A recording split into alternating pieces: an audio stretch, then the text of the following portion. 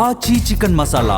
Menu ప్రకారం నాణ్యమైన భోజనం పెట్టడం లేదని ప్రశ్నిస్తే బూతులతో ప్రిన్సిపాల్ దూషిస్తున్నాడని విద్యార్థులు రోడ్డెక్కారు. వెంటనే ఆ ప్రిన్సిపాల్ మీద చర్యలు తీసుకోవాలని డిమాండ్ చేస్తూ ధర్నా కూడా చేపట్టారు. ఇది ఎక్కడ జరిగిందంటే మహబాద్ జిల్లాలోని గురుకుల పాఠశాలలో 540 మంది విద్యార్థులు చదువుకుంటున్నారు. వీళ్ళకి సరైనటువంటి మౌలిక వసతులు కరువయ్యాయని ఆవేదన వ్యక్తం చేశారు. మెనూ ప్రకారం నాణ్యమైన భోజనం అందించడం లేదని, ఈ విషయాలపై ప్రిన్సిపల్ని మేము క్వశ్చన్ చేస్తే చాలా దారుణంగా మాట్లాడుతూ ఉన్నాడు, బూతులు తిడతా ఉన్నాడు, కొన్ని సందర్భాల్లో కొట్టడానికి వస్తూ ఉన్నాడు అని చెప్పి విద్యార్థులు చాలా ఆవేదనతో రోడ్డు ఎక్కారు, నిరసన వ్యక్తం చేస్తూ ఉన్నారు. ప్రిన్సిపల్ తీరుకు నిరసనగా వాళ్ళందరూ కూడా స్థానిక అంబేద్కర్ విగ్రహం వద్దకు చేరుకొని ధర్నా చేపట్టారు. ఆ దృశ్యాలు కూడా మీరు స్క్రీన్ మీద చూస్తున్నారు. ప్రిన్సిపల్కి వ్యతిరేకంగా చాలాసేపు నినాదాలు చేశారు. ఇప్పటికైనా అధికారులు స్పందించి మెనూ ప్రకారం మాకు నాణ్యమైన భోజనం అందించాలి, ప్రిన్సిపాల్ మీద వెంటనే చర్యలు తీసుకోవాలని చెప్పి వాళ్ళందరూ కోరుతూ ఉన్నారు. లేకపోతే ఆందోళన ఇట్లాగే తీవ్రతరం చేస్తాం, ఇంకా ఎవరు చెప్పినా మేము ఇక్కడి నుంచి లేము అని చెప్పి వాళ్ళందరూ కూడా స్థానిక అంబేద్కర్ విగ్రహం దగ్గర వాళ్ళు ఆందోళన చేస్తున్నటువంటి పరిస్థితి ఉంది. ఒకసారి దృశ్యాలు చూడండి. ప్రిన్సిపాల్ పట్ల వాళ్ళు ఎంత వ్యతిరేకంగా ఉన్నారో కూడా ఇక్కడ క్లియర్గా అర్థమవుతుంది. అంటే హాస్టల్లో ఉంటున్న వాళ్ళకి మెనూ ప్రకారం వాళ్ళకి ఏ రోజు ఏం పెట్టాలనేది ఒక మెనూ ఉంటుంది. ప్రభుత్వం కూడా ఆ మెనూ ప్రకారమే వాళ్ళకి భోజనం పెడుతుంది. కానీ ఇక్కడ ఉన్నటువంటి కొంతమంది నిర్లక్ష్యం కారణంగా విద్యార్థులకి అది అందటం లేదు. వాళ్ళు సరైనటువంటి చర్యలు తీసుకోకపోవటం వల్ల విద్యార్థులకి అవి అందట్లా.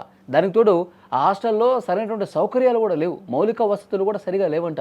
పడుకోవడానికి సరిగా బెడ్లు ఉండవు, తర్వాత కప్పుకోవడానికి దుప్పట్లు ఉండవు, తల కింద సరిగా దిండు ఉండదు, టాయిలెట్స్ సరిగా ఉండవు, వాష్రూమ్స్ సరిగా ఉండవు.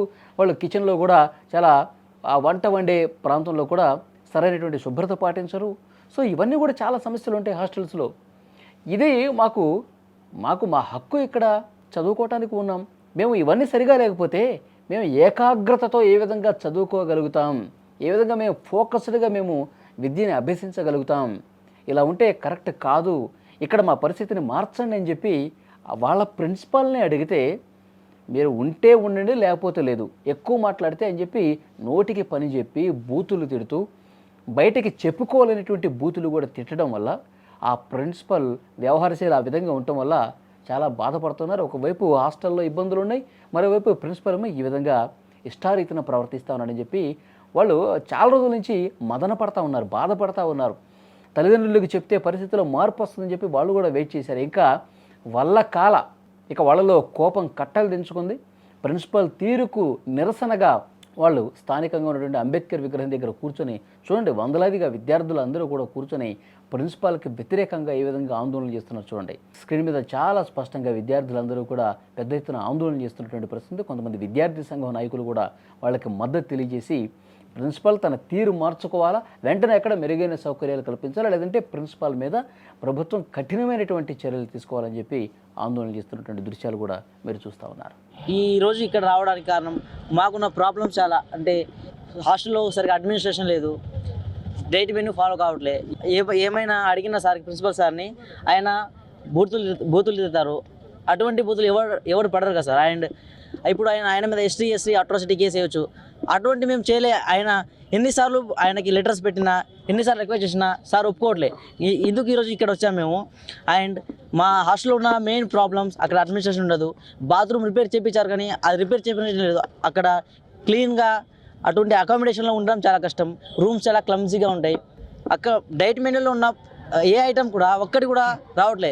వీక్లీ వెడ్నెస్డే చికెన్ ఉంటుంది, ఆ చికెన్ లేదు. మటన్ మేము 10th క్లాస్లో వచ్చినప్పుడు మటన్ ఒక్కసారి కూడా పెట్టలే. అటు మా సమస్య లేదంటే ఇప్పుడు ఆ సార్ వద్దు సార్, మాకు ఆ ప్రిన్సిపల్ సార్ వద్దు మాకు.